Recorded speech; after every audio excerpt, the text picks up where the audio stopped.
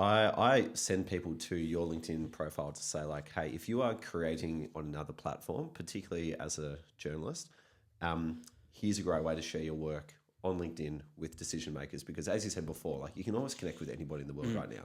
But as you know better than most people, like you want to speak to them in a very different way. So what's your approach to your LinkedIn content? Yeah. So I think you were pretty early on. We caught up for coffee a while ago and you were pretty early on trying to get me to be better on LinkedIn. I think I was just posting like hit 150,000 followers, unbelievable. But there was really nothing to it. Like if I posted that on an Instagram story, I'd get lots of love. But you post that on LinkedIn, it's a completely different audience. Like there was nothing really going on. And I do try and tailor my content to the different audiences or the different platforms. So like my TikTok content is very different to Instagram, and Instagram's different to YouTube, and YouTube's completely different to LinkedIn. But I sort of use LinkedIn as a way that I can showcase my milestones whilst also at the same time making comment on the sort of wider sports industry.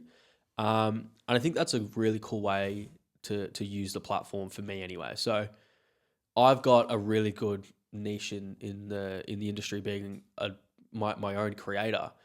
But a lot of people look down on creators and it's like, oh, you make videos for yourself. But it's like, no, I make videos for myself, but I can also have a look at the wider landscape and try and uplift other people or uplift other creators or provide a slightly different lens to the industry. So I think there was a post the other day about the Legends game. It's like all these thoughts when I'm watching the Legends game. It's like I can make this into a professional observation and put that in a little essay on LinkedIn. And as you said, like you can sort of reach out to anyone. So anyone that now goes onto my profile, and I get a lot of people direct message me on LinkedIn, from people really starting out early in the industry to people who've been there for years and years and decades almost, asking me for my opinion now, because I'm putting out just my thoughts and my reasonings and my sort of deeper thinking that doesn't work on Instagram. I can't write an essay on Instagram and get the same response, but I can write that on LinkedIn and document my progress at the same time, and it sort of works for that platform. And it works for that audience. Is there any particular type of content you want to be doing more on LinkedIn? I'd love to be celebrating other people more. A lot of my posts are like, this is what I've done really well, or this is what I think I've done that's really cool, and this is how I think it fits in the industry. I'd love to do more of like the other people, like this is what Dan Gorringe has done really well, or this is why he's so popular, or SEN has been trialing this recently. I'd love to do almost like case studies on other people, because I look up to so many people in the industry in Australia and the US where I'm like, this is unbelievably cool, and I wish they got the recognition to a slightly different audience, because, you know, Dan's content isn't geared towards everyone, but if I can explain it in a way, then the people who he's not targeting can also get an appreciation of what he's doing.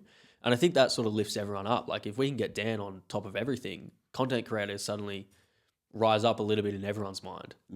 Or if we can get more people who aren't ex-players talking about footy, then everyone in that sort of respect gets to lift up a little bit. So if I can celebrate other people more, that'd be nice. Well, like LinkedIn is incredibly useful for landing a job, but when it drills down to like the nitty gritty and you're in front of a recruiter or hiring manager, they're really trying to answer 3 questions, and that is like, can you do the job? Will you do the job? And will you fit in with the team? And a lot of what you're posting around like, hey, here's my journey, here's what I'm learning, answers the you know, what you know, and can you do the job? But like you can elevate that even more by not just talking about yourself, but as you mentioned, talking about all these other different people too. So one of the things that we're seeing people in our program do at the moment is create these LinkedIn series about something that they're interested in, where they'll take a topic and go deep on it. So like the most basic way you can do that is through just sharing examples. It's like, hey, here's like 5 other creators in the world doing this. Next, you might do like an analysis piece. So you take those 5 and go deep dive and be like, hey, here's what's working. And then where I'm very impressed with you, you've kind of skipped to the end, is like just jumping straight into like, hey, here's my opinion on how it should be. But then also like again at the far end of the spectrum is like what you did to get there. It usually requires having done the thing to be able to explain the process, which again you're doing too. But yeah, I think people would love your take on who are the other creators out there and what you're seeing works. Yeah, and I think it's a really good tool. Like especially for people coming up. And like, I still do it daily where if I want to write something on LinkedIn or if I want to write a post or something, you do actually have to look into it deeper. So it's like, I might really love what I keep going back to Dan just because I'm fascinated by him and working with him. I've seen, exploded. So working with him, I've seen the process before Dan Does Footy was created. Like I saw the birth of that. So I'm fascinated by the journey.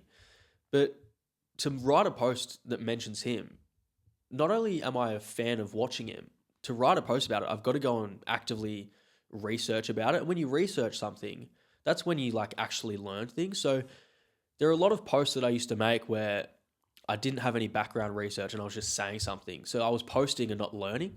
Whereas now when I post something, everything I've posted about, I now know more about.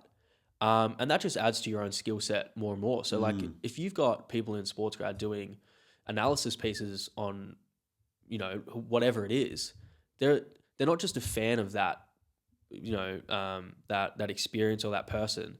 They're actively going and researching it. And when you're researching, you're learning and you're actively picking up things. You're putting things into practice and you're understanding the why behind it. And I think that's a really important skill to have. And if you can showcase that, suddenly when you're in a job interview, you've got all this background knowledge and these background thoughts that aren't just surface level because you've gone and done the work to be able to write these things or to be able to showcase these pieces. And I think that's the switch that a lot of people are starting to flip, which is exciting on LinkedIn. Totally. And like, you only need to do it, 5 or 10 times. And all of a sudden you've got thoughts and opinions that people want to hear about. Exactly. So now if you're trying to connect with somebody else, you're coming in from a much more valuable position as opposed to like, hey, can I pick your brain?